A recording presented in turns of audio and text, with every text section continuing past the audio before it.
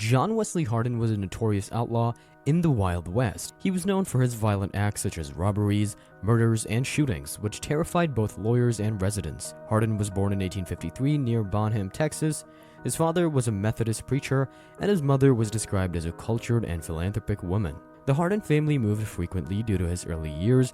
Hardin experienced a turbulent political climate in Texas. In 1867, while attending his father's school, he had a violent encounter with another student named Charles Slaughter, involving graffiti and insults. During a confrontation at school, Charles Slaughter attacked John Wesley Hardin with a knife. In self-defense, Hardin used Slaughter's knife to stab him, causing severe injuries. This incident almost led to Hardin's expulsion from school. However, in the lawless and violent environment of the Wild West, such violent encounters were not uncommon. In another incident, Hardin engaged in a wrestling match with a former slave named Major Holzhausen. The next day, Holzhausen ambushed Hardin with a stick, and Hardin shot him 5 times with a pistol in self-defense. Holzhausen died 3 days later, and 2 other men were injured in the incident. Hardin's father, concerned that he wouldn't receive a fair trial in the Union-occupied state due to the circumstances surrounding the death of Maj, advised Hardin to go into hiding.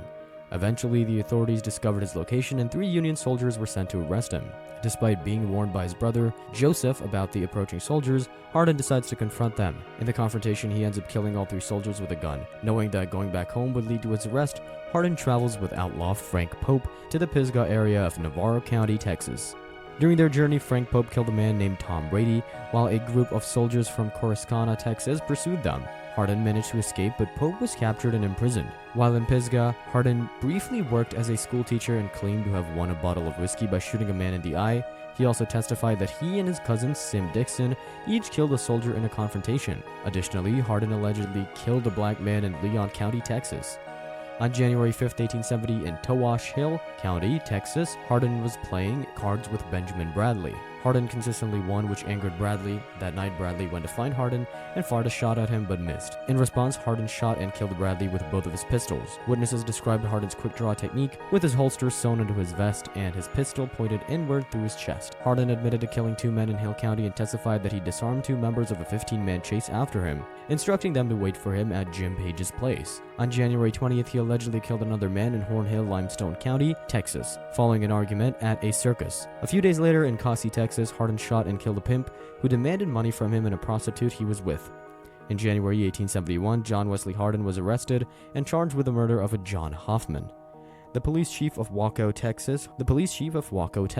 Hardin denied committing the crime but was placed in a wooden cell in Marshall Township while awaiting transfer to Waco for trial. While in prison, Hardin acquired a revolver from another inmate. 2 Texas State police officers, Captain Edward T. Stakes and Jim Smalley, were assigned to escort Hardin to Waco for trial. According to Hardin's account, they tied him up on a horse for the journey. During their camping stop, Hardin managed to escape when Stakes went by. Left alone with Smalley, Hardin testified that Smalley taunted and hit him with his pistol. In self-defense, Hardin shot Smalley and fled on horseback, hiding alongside the animal. While on the run, Hardin claimed to have been captured by 3 men named Smith, Jones, and Davis in Bell County, Texas. However, he killed all 3 of them with their own guns when they were drunk and careless. Hardin managed to escape once again. On July 4, 1871, a Texas trail owner named William Cohen was killed on the Cottonwood Trail 40 miles south of Abilene by an unnamed Mexican who was fleeing south. The Mexican who killed William Cohen was then killed by 2 cowboys at a restaurant in Sumter County, Kansas. On July 20th, Hardin admitted to being involved in the fatal shooting of the Mexican. Historical records portray John Wesley Hardin as a notorious outlaw and a skilled gunman who committed numerous brutal murders. The Bull's Head Tavern in Abilene, Kansas was established by former attorney Ben Thompson and gambler Phil Coe. They promoted their business by displaying a drawing of a bull with an explicit feature on the side of their establishment. However, when residents complained, Town Sheriff Wild Bill Hickok intervened after Thompson and Coe refused to move the drawing. Hickok took it upon himself to change the drawing, which angered Thompson. Thompson then attempted to provoke Hardin by shouting derogatory remarks about Yankees and urging Texans, especially Hardin, to kill them. However, Hardin displayed respect towards Hickok and responded by saying that if Bill Hickok needed someone killed, he should do it himself. Later that night, Hardin confronted Hickok, who informed him that carrying a gun in town was illegal and ordered him to surrender his weapon. To Hickok's surprise, Hardin complied but quickly retrieved his revolvers from their holsters and handed them over. He then swiftly coiled them up in his arms, pointing the muzzles directly at Wild Bill. However, both men decided to back off, and Hickok advised Hardin to avoid trouble while in Abilene. Hardin encountered Hickok again in August 1871 while herding cattle. During this time, Hickok allowed Hardin to bring his pistol into town, something he didn't permit others to do. Hardin found Wild Bill fascinating and enjoyed being associated with such a renowned gunslinger. Hardin claims that Hickok arranged it for his cousin, Manon Clements, to escape from jail at Hardin's request. Clements had been imprisoned for the murder of two cowboys, Jello and Dolph Shadden, in July 1871. The encounter between Hickok and Hardin at the pub is based on historical accounts. Hardin was notorious for his violent behavior and was known as a skilled gunman, while Hickok was a legendary figure in the Wild West. Despite their differences, they held a mutual respect for each other. The incident where Hardin surrendered his gun to Hickok is also supported by historical records. In the early months of 1872, Hardin resided in Gonzales County, central South Texas, where he married Jane Bowen and befriended her brother, who was a herder. During his time there, he reconnected with some of his cousins who were affiliated with the Taylor family. The Taylors were involved in a feud with the Suttons.